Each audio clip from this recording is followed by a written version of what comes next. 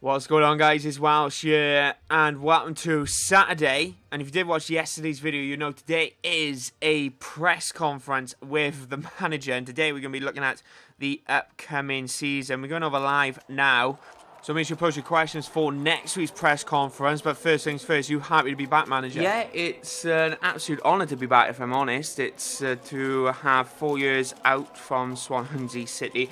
We've gone around, managed many teams, but I think it's kind of the perfect time to come back. And to be honest, I'm very proud to come back, and it's an honour actually to actually have Swansea wanna go, Dan, we want you back as a manager. We want you back. So there's been rumours of your pre-season. What are your plans for pre-season? Yeah, so pre-season we did decide to go to South America. We're going to be going down to Colombia, having a tournament down there. One of the reasons we decided as a team, collectively as a club and as a board, we decided that the training regimes down there in the higher temperatures, dealing with the lack of oxygen essentially up at a higher altitude, can benefit the team a lot more. So hopefully when we do go down there that we will see this in our training sessions. We will see us improving, and hopefully we'll see it in the start of the actual season, that we can actually go, okay, we've improved, we got better fitness, because obviously in the Premier League you need that high fitness, and with us not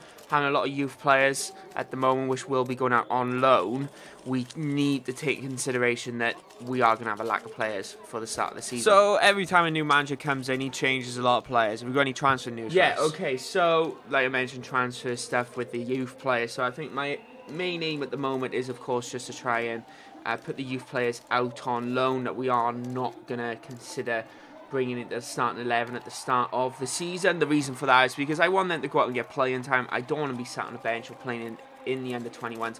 I want them gone out, playing professional football, either in the Championship or even in the Premier League themselves, or lower leagues if need be. So that's kind of one aim of the transfers, that we are going to be sending a few youth players out. And of course we got our scouts out and about across the world to actually try and bring in some more youth players. So that's kind of our aim on that forefront, but there's been a lot of speculation of who I'm actually bringing in and what type of players I'm bringing in, and I've kind of had a look at the lineup, and I think that we have quite a strong side, a side that can develop, but we need a few more backup players essentially, which can play first team football, and it can easily be dropped straight to our side if an issue did occur. So we are expecting a few transfers to actually come in throughout this summer period, and we're kind of hoping that we can get those done and dusted at the start of the season, just after the friendly international tournament. And of course, what's your prediction for the season? Where would you like to finish? Well, if I'm honest, the prediction for the league is I've been on a word with the board, and I think we haven't really discussed it yet. If I'm truthfully honest, we haven't really discussed on where he wants us to finish. But personally, realistically, even rather than a personal perspective at the moment, I honestly think that we are going to be finishing around mid-table. I think a solid mid-table 8th position finish will be absolutely brilliant for us, and we can improve on that for the next season and so on and so forth. But however, as a personal objectives, for me personally, I would like European football. So if we can get into the Europa League, that would be something that I would be heavily proud of if we actually did end up doing that. So if we can get 6th place, something down those lines, I think we can. But I think that depends on how we deal with the transfer window at the moment in the summer. And I don't think you'll see us put that full push until January, if I'm honest. I think we're going to have quite a steady start to the season, because we've got quite a tough fixture lineup. So I honestly think that you'll see our strength come up in the second half of the season. You got a lot of tough teams in this pre-season who you need to keep your eye out for. Yeah, so yeah, pre-season, it's as I mentioned, we're down in Colombia, and I think we need to watch out for Hoffenheim. A few teams around there, and a lot of the MLS teams are going to be down in that tournament as well. So I think that we need to watch out for every team. I don't think we can take any game lightly. That's the aim, and we're not going to take any game lightly. We're going to go full pelt this pre-season. I know a lot of teams don't do that. We will be going full pelt, but we will be making a lot of changes, testing a lot of players.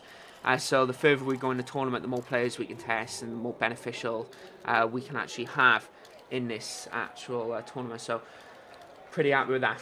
Right, Griffiths. Who is he? Yeah, Who is he? so the youth player Griffiths, the 20-year-old who I've actually brought back to the side, he's joined in. And But the people actually say that you're kind of cheating with him. yeah, there is a lot of So what's your answer to complaints that? you can say about having him in the side of his reputation, essentially saying that he's not a proper player. He's just he benefits his side too much, or he's a cheater essentially.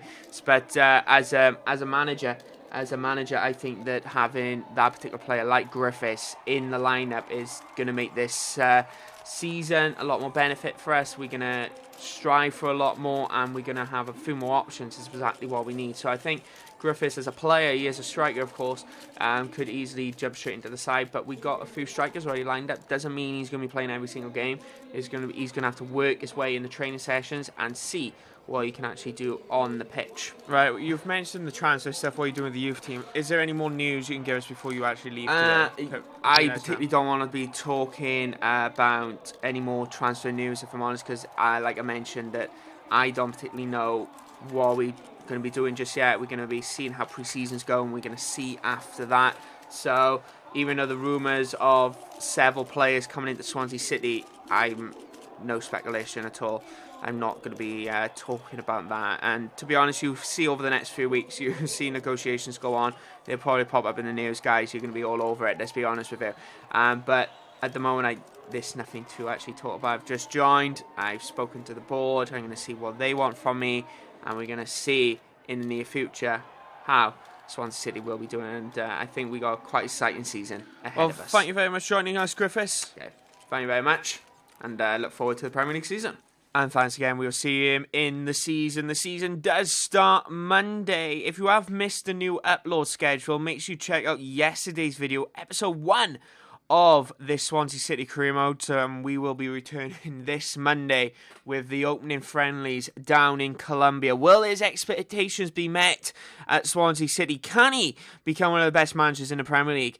We're going to have to wait and find out for an exhilarating Premier League season. Thanks for watching. Goodbye.